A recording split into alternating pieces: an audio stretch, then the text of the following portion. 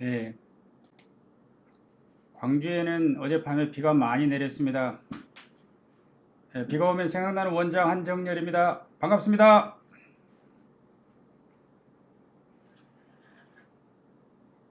예, 이렇게 비가 내리면 가수 비가 생각이 납니다. 비는 자기를 소개할 때 이렇게 한다고 합니다. 나 비야, 나 비야. 예, 저는 광주 광산구에서 개원 31년이 되었습니다. 오늘 여러 원장님들을 모시고 발표할 수 있는 기회를 갖게 돼서 영광으로 생각합니다. 오늘 제가 말씀드릴 내용은 만성 콩팥병 치료제 4C가에 대한 내용입니다. 그래서 세 개의 파트로 나누어서 첫 번째는 만성 콩팥병에 대한 리뷰이고요. 현재까지 만성 콩팥병을 치료함에 있어서는 많은 제한점들이 있었습니다. 사용하는 약제는 라스 블로커만 우리가 사용할 수 있었죠. 그리고 나서 한 20년쯤 되어서 이제 만성 콩팥병에 대한 그 효과를 입증한 다파고네플로진 4C가에 대한 데이터들이 나왔죠. 그래서 이러한 클리니컬 트라이얼에 근거해서 가이드라인이 만들어지게 되고, 이 가이드라인을 어떻게 우리가 임상 현장에서 잘 사용할 수 있을 것인가, 이런 제목으로 해서 past, present, future 이렇게 나누어서 말씀드리도록 하겠습니다.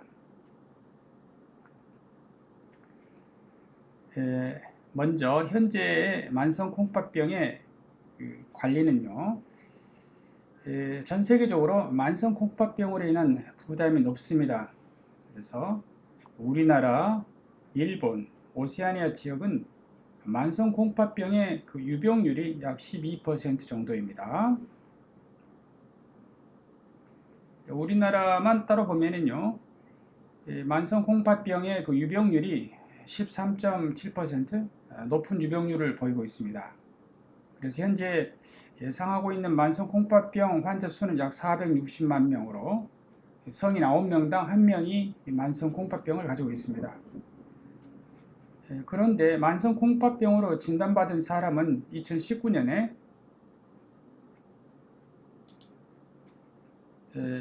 25만 명으로 우리가 예상하고 있는 환자의 약 4.4%만이 만성 콩팥병으로 진단을 받았습니다.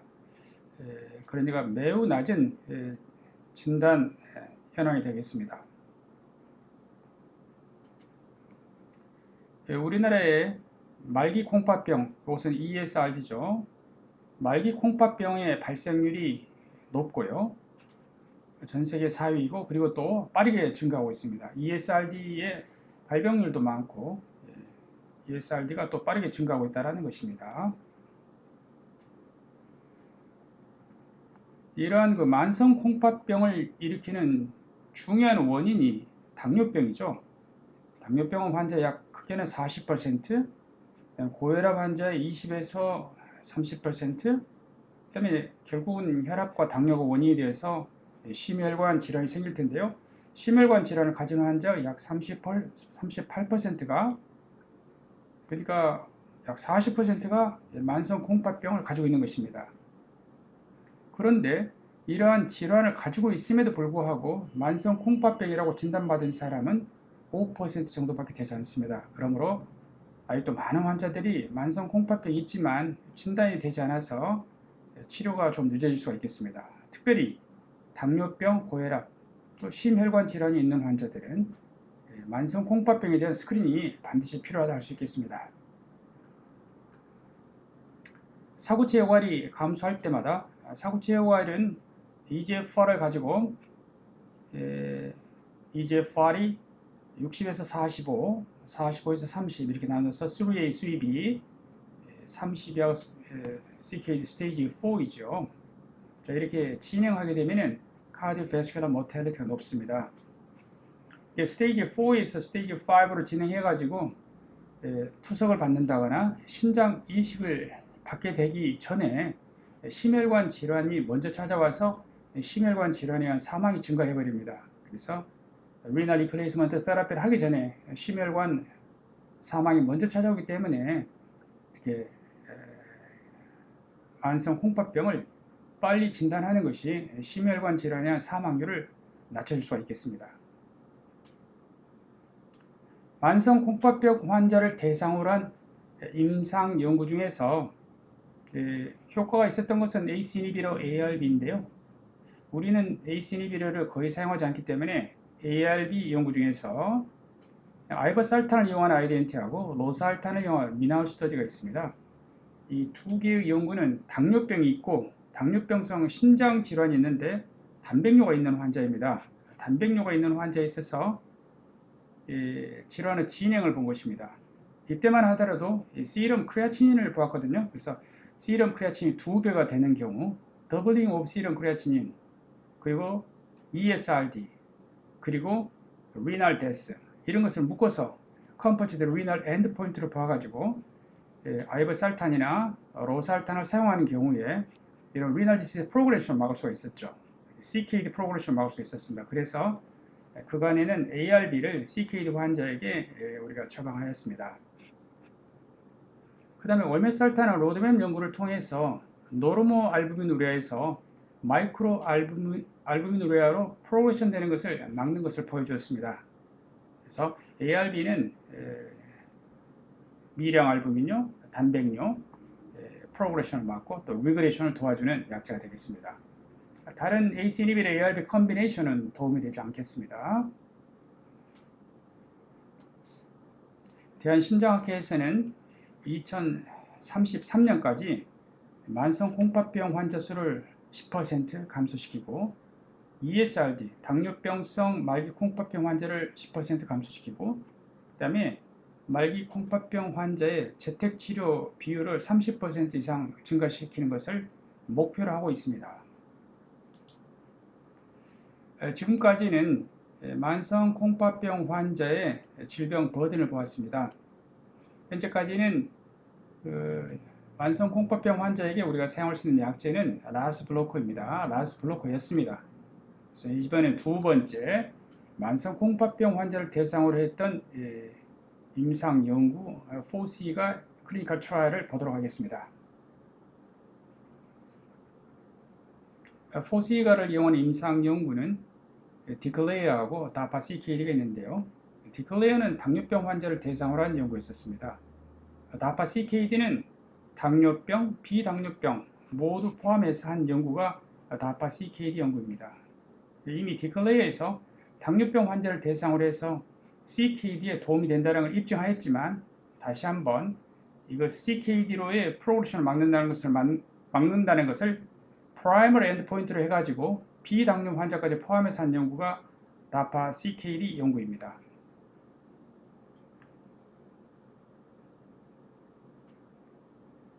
이 포시가의 연구는요, 디클레어와 다파CKD는 디클레어 연구 같으면은 스테이지 1부터서 스테이지 4까지 다 들어있습니다. 그 다음에 알부민 우레아는 아주 정상부터서 단백뇨까지 다 들어있습니다.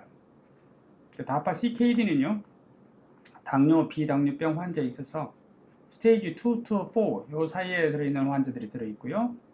그 다음에 유리너리 알부민 크레아틴 레이쇼, 그러니까 UACR이 마이크로 알부민으로부터서 5g이나 되는 마크로 알부미누리아 환자까지가 다 포함되어 있었고 EGFR은 스테이지 2 to 4 환자가 포함된 그런 연구였었습니다. 그래서 다양한 단계의 콩팥병, 만성 콩팥병 환자에게서 시행된 연구가 되겠습니다. 디클레어 연구는요, 당뇨병 환자를 대상으로 한 연구이고요. 넘버는 17,000명입니다. 7,000명은 이미 심혈관 질환이 있는 사람입니다. ASCVD가 있는 사람이고 ASCVD가 없는 당뇨를 가진 환자가 10,000명이었습니다. 그래서 합해서 17,000명 정도 되는데요. 그래서 이 연구는 Primary and Secondary Prevention Trial이 동시에 된 것입니다. 이 연구의 Primary Endpoint는 두 개가 있었습니다. 그래서 Co-Primary Endpoint를 보았는데 하나가 메이스고 또 하나가 Heart Failure Endpoint입니다. Cardiovascular Death or Heart Failure Hospitalization 이것이 Primary Endpoint였었습니다.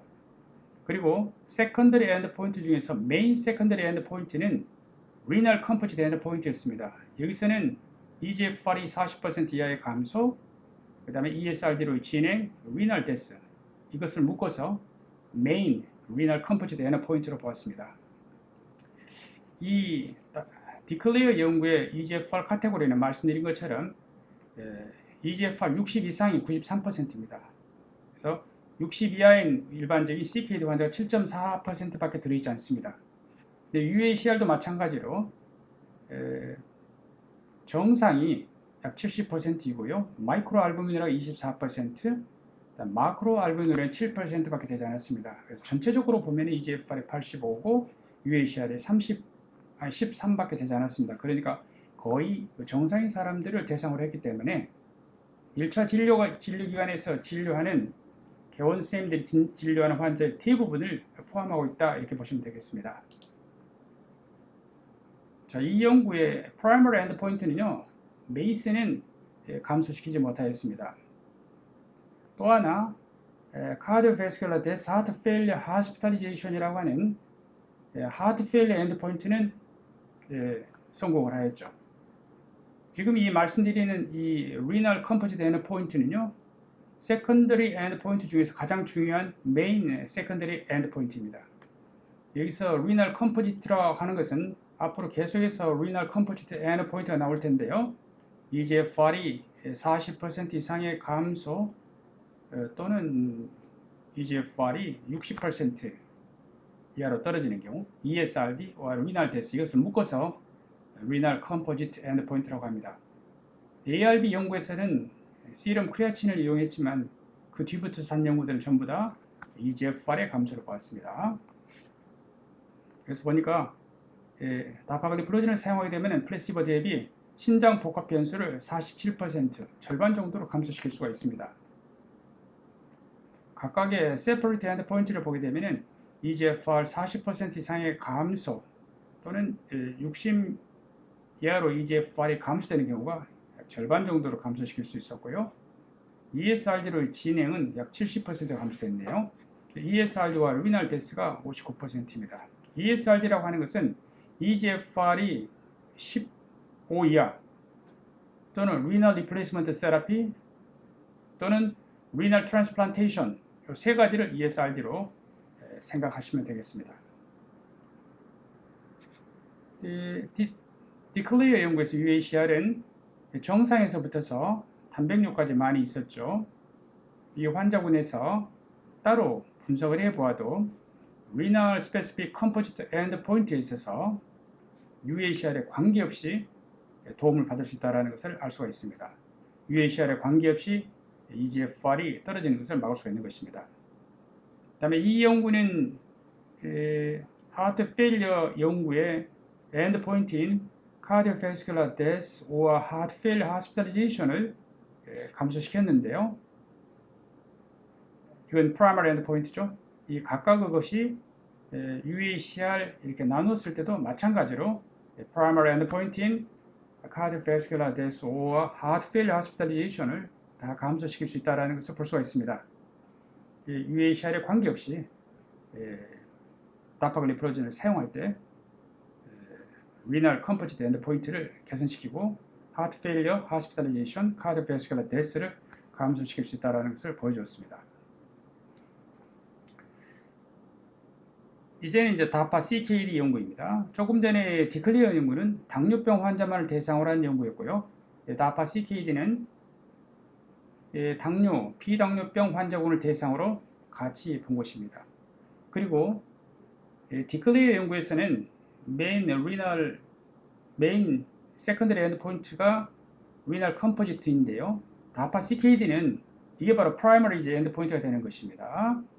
그래서 다파 CKD는 약 4,000명을 대상으로 하였고요. EGFR이 25에서 75, 말씀드린 것처럼 UACR이 마이크로 알부미누라 붙어서 5g까지 나오는 마크로 알부미누리아 다양한 환자들이 다 포함되어 있고요. 그 다음에 ACE1로 ARB와 같은 라스 블로커를 사용하고 있으면서 한 군은 다파글리플로진, 한 군은 플래시보를 사용하였습니다. 이 연구는 다파글리플로진의 득이 커서 2.4년 만에 early termination 되었습니다. 베이스라인에서 보면은 당뇨병 환자가 약 3분의 2, 비당뇨병 환자가 약 3분의 1이 참여하였고요. 만성 콩팥병도 당뇨병에 의한 다이아베틱 네프로패시가 58%, glomerulonephritis, hypertensive nephropathy가 되게 16% 정도 이렇게 들어있었습니다. 그러니까 당뇨병 환자만을 대상으로 한 연구가 아니라는 것을 알 수 있겠죠. 다양한 원인에 의한 CKD 환자가 포함되어 있었습니다. 특히 임무노글로불린 A 네프로패시 환자가 많이 참여된 그런 연구입니다. 그래서 이 연구에서 Renal Composite Endpoint, 이것이 Primary Endpoint인데요. 역시 EGFR 이때는 50%가 감소입니다. EGFR 50% 이상의 감소, ESRD를 진행 또는 Renal과 Cardiovascular Death, 이 세 가지를 묶어서 Renal Composite Endpoint로 보았고요. 이 Primary Endpoint를 39% 통계적으로 의미 있게 감소시켰습니다. 그래서 볼 시간은 당뇨병이건 비당뇨병이건 사용할 때 Renal Composite Endpoint를 감소시킬 수 있다는 것을 보여주었습니다. 원인별로 Diabetic Nephropathy, Hypertensive Nephropathy, Glomerulonephritis에 관계없이 모두 다 4시가라 상황군에서 Renal Composite Endpoint에 도움이 되었습니다. 원인 질환에 관계없이 CKD 환자의 다파글리프로진을 사용할 때 신장 질환의 진행을 막을 수가 있습니다. 자, 이러한 결과는 2형 당뇨병 있건 없건 통계적으로 의미 있게 효과가 있었습니다. 다시 한번 말씀드리면 프라이머리 엔드포인트는 EGFR 50% 이상의 감소, ESRD, Renal과 Cardiovascular Death, 이것을 묶어서 컴포지트 엔드포인트를 본 것입니다. 그리고 이러한 그 효과는 헤모글로빈 A1C가 높건 낮건 상관이 없었습니다. 그러니까 혈당 조절과 좀 무관하게 나오는 효과인 것이죠. 헤모글로빈 A1C가 4, 5 이렇게 들어있는 것은 비당뇨병 환자들이 이 연구에 같이 들어있었죠. 그래서 베이스라인 헤모글로빈 A1C에 무관하게 CKD 환자에게 도움이 된다는 것을 보여주었습니다.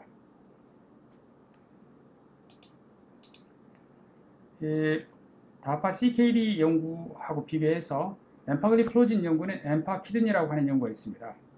두 연구 모두 프라이머리 엔드포인트가 같은데요. 통계적으로 의미 있게 다 SGLT2 이니비터를 페이버하는 것을 볼 수 있습니다. 세컨더리 엔드포인트에서 모든 원인에 의한 사망은 다파 CKD에서 통계적으로 의미 있게 감소하였고, 반면에 엠파키드니에서는 그러한 경향성만을 보여주었습니다. 그러나 엠파글리프로진을 이용한 엠파렉 아웃컴에서는요, 또 모든 원인에 의한 사망을 또 감소시키는 것을 보여주기도 하였습니다. 자, 모든 원인에 의한 사망을 포시가는 다파 CKD 연구에서 보여주었습니다. 자, 모든 원인에 의한 사망을 줄인다고 하는 것은 아마 당뇨병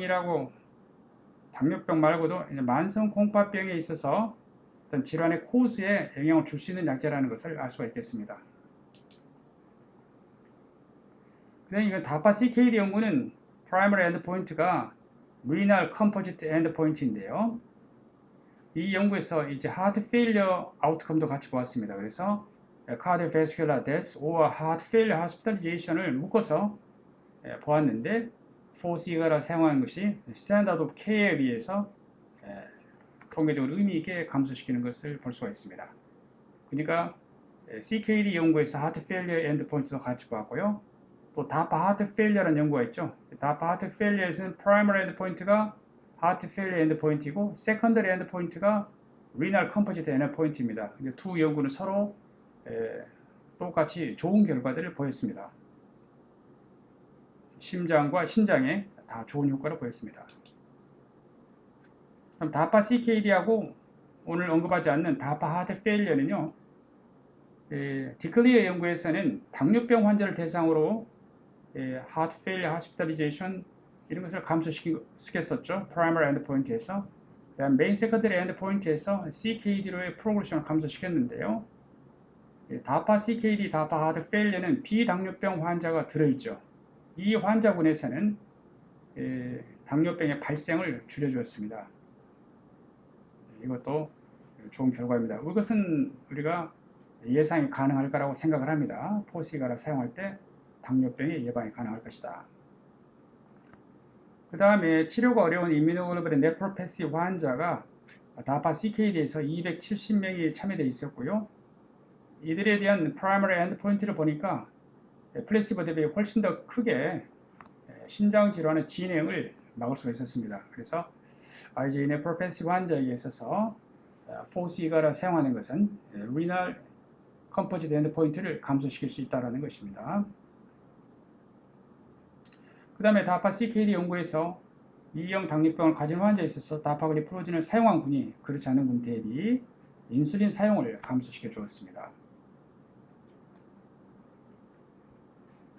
다파 CKD 연구를 이제 추론해 보면 다파글리프로진의 스탠다드 테라피는 아무래도 ARB 라스 블로커를 말하겠죠. 라스 블로커를 사용하면서 다파글리프로진을 사용을 했었을 때, 그러니까 라스 블로커만 사용한 스탠다드 테라피 대비 다파글리프로진을 사용했었을 때 1000명당 10년 동안에 83명의 모든 원인의 사망을 감소시킬 수가 있고, 그 다음에 하트 페일리어 하스피탈리제이션은 1000명당 19명, 그 다음에 키드니 리플레이스먼트 세라피, 그 다음에 abrupt decline in kidney function을 전체적으로 다 줄일 수 있는 것으로 되어 있어서 CKD 환자에 있어서는 스탠다드 테라피에 다파글리프로진 들어갈 때 리널 디시스의 프로그레션을 예방할 수가 있고, 역시 하트 페일리어 하스피탈리제이션도 예방할 수 있다는 것을 알 수가 있겠습니다. 포시가 연구, 디클리어 연구하고 다파 CKD 연구를 주로 보았는데요. 두 연구에서 애드버스 이벤트는요, 우리가 잘 알려져 있는 다이아베틱 케토에시도시스, 그 다음에 저혈당, 볼륨 디플리션, 앰푸테이션, 프랙처, 그 다음에 하이퍼칼레미아, 리널 애드버스 이벤트, CRS UTI, 이런 모든 것에 있어서 플래시보하고 별 차이가 없는 것을 볼 수가 있습니다.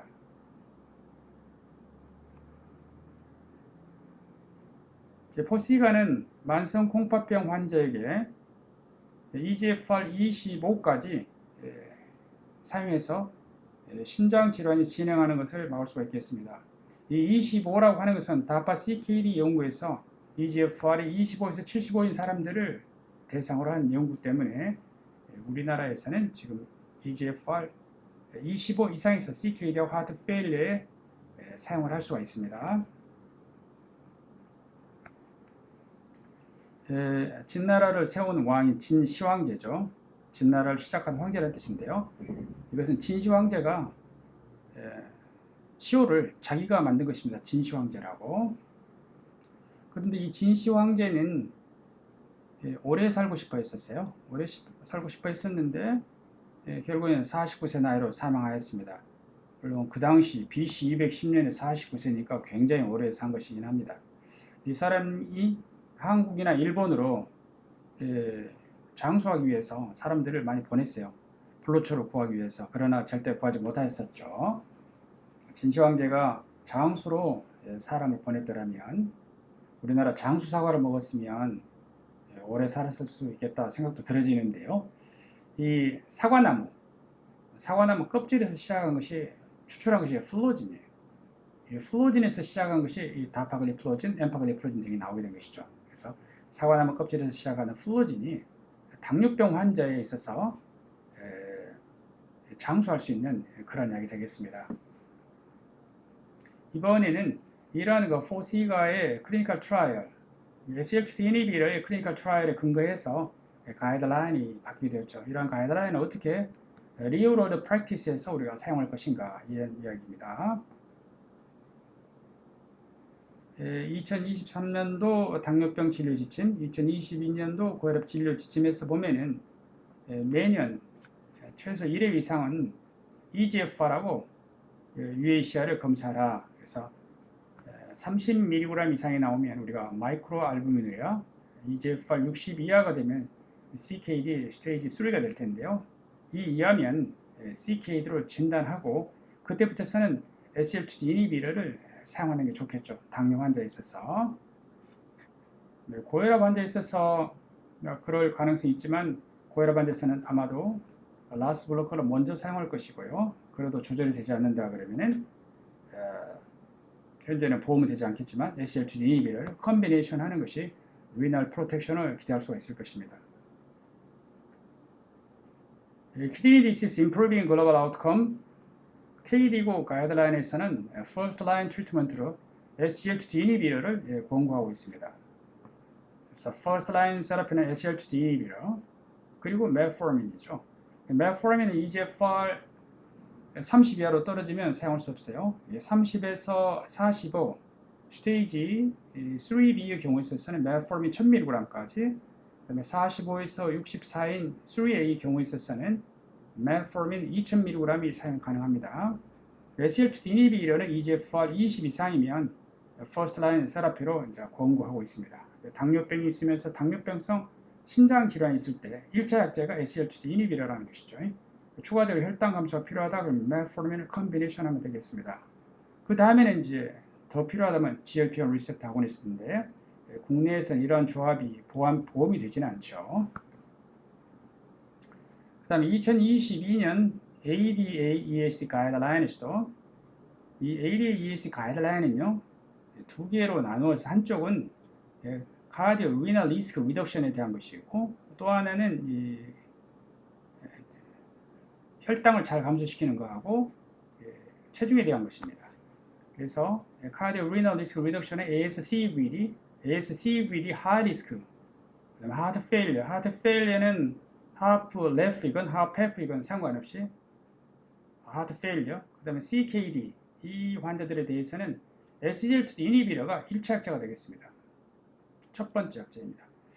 여기 보면 SGLT2 이니비러는 CKD의 프로그레션을 막을 수가 있기 때문에 사용하게 되는데요.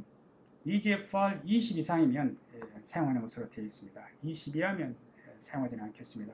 그리고 20 이상일 때 시작을 했다 그러면 리널 리플레이스먼트 테라피를 하거나 리널 트랜스플란트를 할 때까지 계속해서 SGLT2 이니비를 사용할 것을 권고하고 있습니다.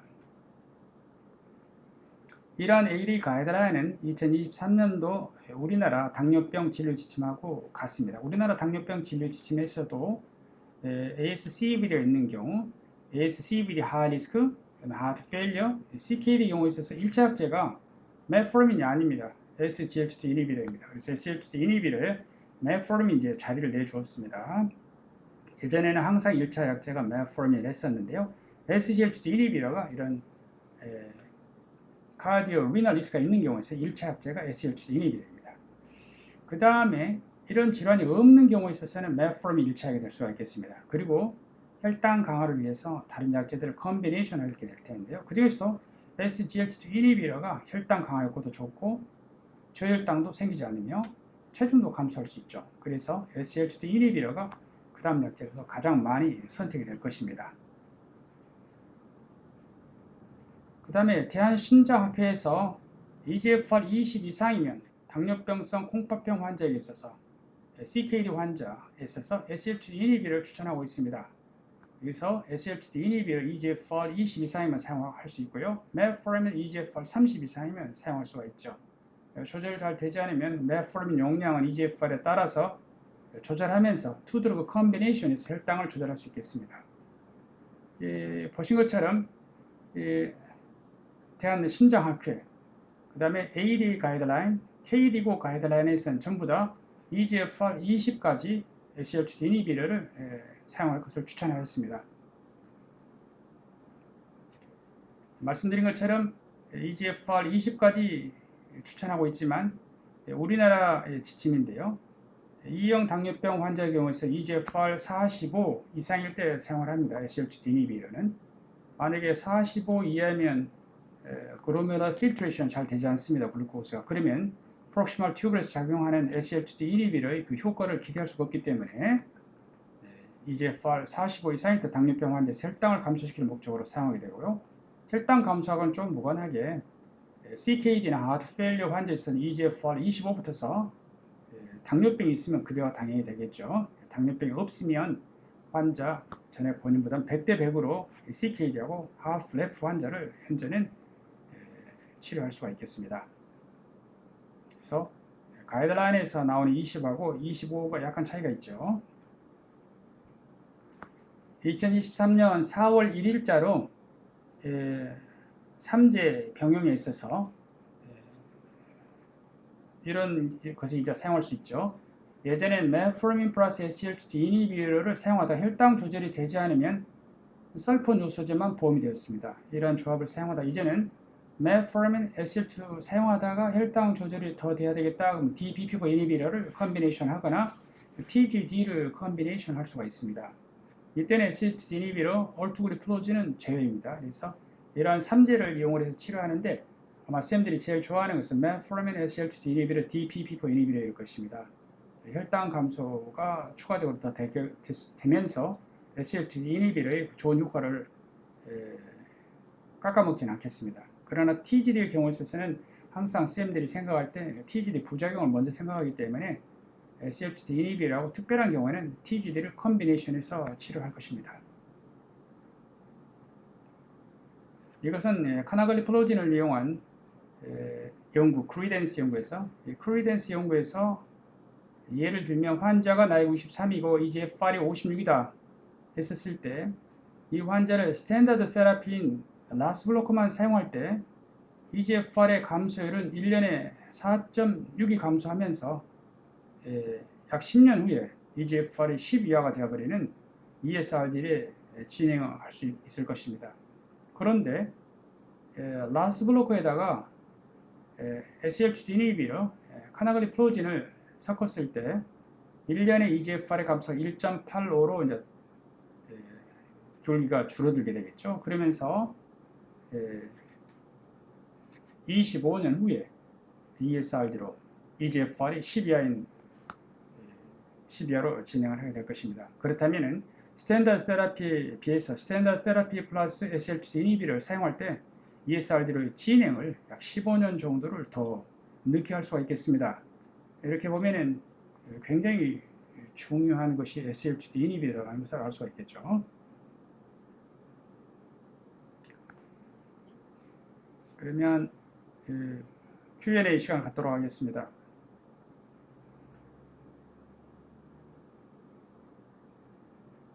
DPP4 이니비터, TGD, SGLT2 이니비터 약제 조합 노하우가 있으신지요? 예를 들어 특정 환자에 꼭 추천되는 조합이 있다면 어떤 환자인가요? 저는 국내 가이드라인에 따라서 메포르민 1차약으로 쓰고요. 그 다음 2차 약제는 SGLT2 이니비터입니다. 그 다음에 혈당 조절이 잘 되지 않으면 먼저는 DPP4 이니비터를 선택을 합니다. 그런데 TGD 연구 중에 프로액티브 연구가 있죠. 프로액티브 연구에서 이미 심근경색이 있었던 환자에 있어서 파요글리타존이 심근경색 재발을 막았고요. 스트로크 있었던 환자에 있어서 파요글리타존이 스트로크의 재발을 막았죠. 그래서 이미 MI나 스트로크 있었던 환자에 있어서는 메포르민 SGLT2 이니비터 플러스 TGD 컨비네이션을 사용하기도 합니다. 그렇게 되게 조합을 하는데요. 대부분은 메포르민 SGLT2 이니비터, 조절이 안 되면 DPP4 이니비터 이렇게 사용하고 있습니다.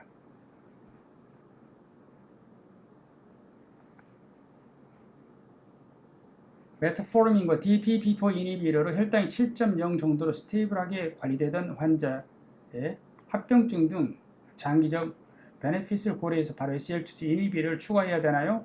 혈당 관리가 되지 않을 때 추가해야 되나요? 물론 혈당 관리가 되지 않으면 당연히 메트포르민, DPP4 이니비터, SGLT2 이니비터 트리플 컨비네이션 세라피를 해야 되겠죠. 그런데 조금 전에 우리가 공부했듯이 SGLT2 이니비터는 당뇨가 없는 하트 페일리어 CKD에도 사용할 수 있잖아요. 이것은 카디오 위널 베네핏이기 때문이고 그만큼 또 저혈당이 없다라는 이야기가 되겠습니다. 그래서 이미 카디오 위널 리스크가 있으면 혈당이 잘 조절된다 하더라도 메포르민 DPP4 이니비터에다가 SGLT2 이니비터를 저는 컨비네이션 하고 있는데요. 그보다 먼저 혈당이 비교적 조절된다 그러면은 DPP4 이니비터를 SGLT2 이니비터로 이렇게 체인지해서 메포르민 플러스 SGLT2 이니비터로 먼저 치료를 할 것 같습니다. 그래서 카디오 리널 베네핏이 필요한 환자에 있어서는 메포르민 SGLT2 이니비터로 치료해보고 그래도 혈당이 추가적으로 추가적으로 혈당 감소가 필요하다 할 때는 DPP4 이니비터를 추가할 것 같습니다.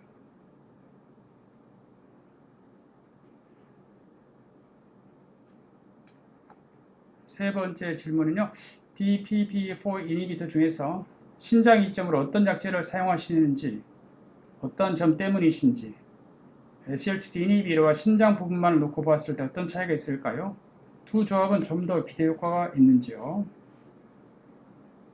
DPP4 이니비터 중에서 신장 이점, 이것은 제가 기억하는 것은 삭사그리틴의 세이버 연구입니다. 삭사그리틴의 세이버 연구는요. 마이크로 알부미누리아가 있는 환자가 노르모 알부미누리아로 리그레션 되고 마이크로 알부미누리아가 마크로 알부미누리아로 프로그레션 되는 것을 막는 그런 효과를 보인 약제가 삭사그리틴입니다. 그래서 신장에 대한 베네핏이 이 환자에게 필요하다. 그럴 경우에 있어서는 SGLT2 이니비라고 DPP4 이니비를 컨비네이션 할 때 삭사글리틴과 다파글리프로진을 컨비네이션 하는 것이 좋을 거라고 생각을 합니다. 제가 DPP4 이니비를 스터디를 다 잘 모르기 때문에 생각나는 대표적인 삭사글리틴 연구인 세이브 연구에서는 리널 프로텍션을 보여주었고요. 또 당뇨병성 신장병증이 있는 환자에게 있어서 삭사글리틴과 다파글리프로진 컨비네이션하고 다파글리프로진 플래시보 세 군을 비교한 연구에 있어서 삭사글리틴과 다파글리프로진을 컨비네이션한 것이 다파글리틴 단독군에 비해서 더 단백뇨의 감소 효과를 보였습니다. 그러므로 SGLT2 이니비터를 사용할 때 추가적으로 신장 부분에 대한 보호가 더 필요하다 할 때는 DPP4 이니비터 중에서는 삭사글리틴을 저는 사용을 하고 있습니다.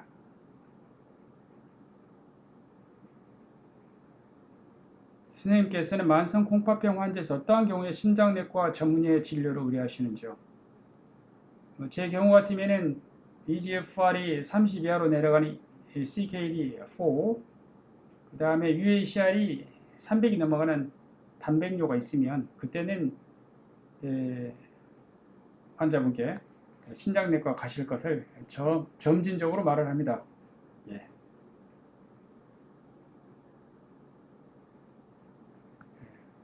질문이 끝난 것 같습니다. 오늘은 다파글리플로진의 임상 연구 중에 대표적인 디클레어 연구하고 다파 CKD 연구를 통해서 리널 프로텍션 효과를 보였고요.